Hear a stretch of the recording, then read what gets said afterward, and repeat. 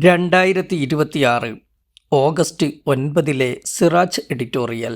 Room for the river നയനിലപാടുകളുടെ പ്രളയച്ചൊയ്യിൽ. കേരളത്തിൽ ഒരു മൺസൂൺ കൂടി കടന്നുവരികയും കനത്ത മഴയിൽ സംസ്ഥാനത്തിന്റെ വിവിധ ഭാഗങ്ങൾ പ്രളയഭീഷണിയിലാകുകയും ചെയ്ത സാഹചര്യത്തിൽ റൂം ഫോർ റിവർ പദ്ധതി സജീവ ചർച്ചയാകുകയും അതുമായി ബന്ധപ്പെട്ട് രാഷ്ട്രീയ ആരോപണ പ്രത്യാരോപണങ്ങൾ കനക്കുകയുമാണ്.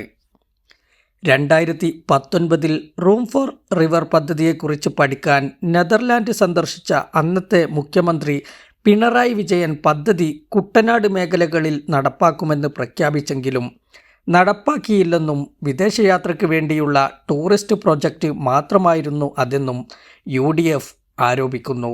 അതേസമയം കേരളത്തിൻ്റെ ഭൂമിശാസ്ത്രപരമായ പ്രത്യേകത, ഭൂമി ഏറ്റെടുക്കുന്നതിനുള്ള പ്രയാസങ്ങൾ, ഭീമമായ സാമ്പത്തിക ചെലവ് തുടങ്ങിയ തടസ്സങ്ങൾ മൂലമാണ് പദ്ധതി നടപ്പാക്കാൻ താമസിച്ചതെന്നാണ് LDFിന്റെ വിശദീകരണം. കഴിഞ്ഞയാഴ്ചയുണ്ടായ മിന്നൽ പ്രളയത്തെ അതിജീവിക്കുന്നതിന് കാര്യക്ഷമമായ ഇടപെടൽ നടത്തുന്നതിൽ സതീശൻ സർക്കാരിനുണ്ടായ പരാജയമാണ് പിണറായി സർക്കാരിനെതിരായ UDFിന്റെ വിമർശനത്തിനു പിന്നിലെന്നും അവർ തിരിച്ചടിക്കുന്നു.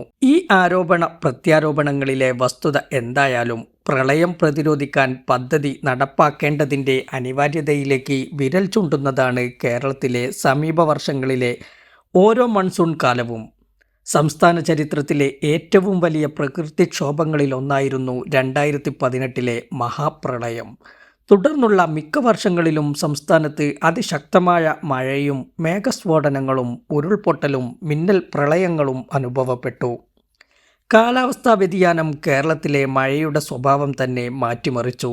നദികൾക്ക് വെള്ളം ഉൾക്കൊള്ളാൻ കഴിയാത്തതിനാൽ ഗ്രാമങ്ങളും നഗരങ്ങളും ഒരുപോലെ വെള്ളത്തിനടിയിലാകുന്നു.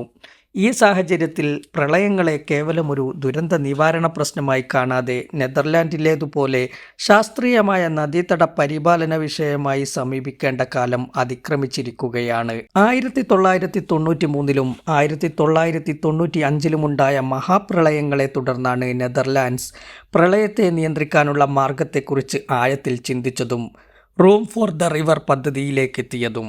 അന്ന് ഡെൽറ്റ നദിക്ക് സമീപത്ത് നിന്നു മാത്രം 2 ലക്ഷത്തിലധികം ആളുകളെ ഒഴിപ്പിക്കേണ്ടി വന്നിരുന്നു. ഓരോ വെള്ളപ്പൊക്കത്തിനും അടിഞ്ഞുകൂടുന്ന എക്കൽ, മണലും ചെളിയും അവശിഷ്ടങ്ങളും ആഴം കുറച്ചതിനാൽ നദികൾക്ക് വെള്ളം പൂർണ്ണമായി ഉൾക്കൊള്ളാൻ കഴിയാതെ വന്നതാണ് പ്രളയത്തിന് കാരണമെന്ന് കണ്ടെത്തിയാണ് ഈ പദ്ധതി ആവിഷ്കരിച്ചത്. നദികളിലെ എക്കൽ നീക്കം ചെയ്തും ജലസംഭരണത്തിന് കൂടുതൽ സ്ഥലം ഒരുക്കിയും പ്രളയജലത്തിന് വ്യാപിക്കാൻ കൂടുതൽ മേഖലകൾ സൃഷ്ടിച്ചുമാണ് നെതർലാൻഡ്സിൽ റൂം ഫോർ റിവർ പദ്ധതി നടപ്പാക്കിയത്. നദികളെ കരിങ്കൽ കെട്ടുകൾക്കുള്ളിൽ കൂടുതൽ മുറുക്കിയടക്കുന്നതിനു പകരം പ്രളയസമയത്ത് നദിക്ക് സ്വാഭാവികമായി വികസിക്കാൻ കഴിയുന്ന ഇടങ്ങൾ ഒരുക്കി. ഇതുവഴി പ്രളയത്തിൻ്റെ ആഘാതം കുറയ്ക്കാനായി. അതേ രീതിയിൽ പദ്ധതി കേരളത്തിൽ നടപ്പാക്കുന്നതിന് ചില പ്രായോഗിക തടസ്സങ്ങളുണ്ട്.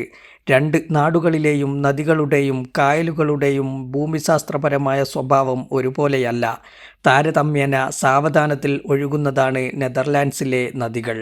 പശ്ചിമഘട്ടത്തിൽ നിന്ന് കടലിലേക്കുള്ള കേരളത്തിലെ നദികളുടെ ഒഴുക്കിന് വേഗം കൂടുതലാണ്. മാത്രമല്ല, സംസ്ഥാനത്തെ നദികൾക്ക് വീതി കൂട്ടണമെങ്കിൽ നദീതീരങ്ങളിലെ കയ്യേറ്റങ്ങൾ ഒഴിപ്പിക്കുകയും ജനങ്ങളെ മാറ്റിപ്പാർപ്പിക്കുകയും വേണം.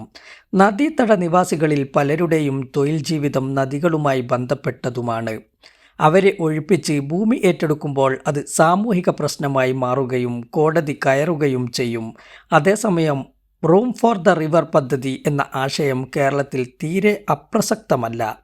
നദിക്ക് കൂടുതൽ സ്ഥലം നൽകുക, പ്രളയജലത്തിന് വ്യാപിക്കാൻ കൂടുതൽ മേഖലകൾ ഒരുക്കുക, സ്വാഭാവിക ജല സംഭരണ മേഖലകൾ സംരക്ഷിക്കുക തുടങ്ങിയ പദ്ധതിയുടെ അടിസ്ഥാന ആശയങ്ങൾ കേരളത്തിന് സ്വീകരിക്കാവുന്നതാണ്. ഇവിടുത്തെ ഭൂപ്രകൃതിക്കനുസരിച്ച് അത് പുനഃസംവിധാനം ചെയ്യണമെന്നു മാത്രം. പല പ്രദേശങ്ങളിലും പ്രകൃതിദത്ത സംവിധാനങ്ങൾ പുനരുജ്ജീവിപ്പിച്ചാൽ തന്നെ വലിയ മാറ്റങ്ങളുണ്ടാക്കാൻ സാധിക്കും.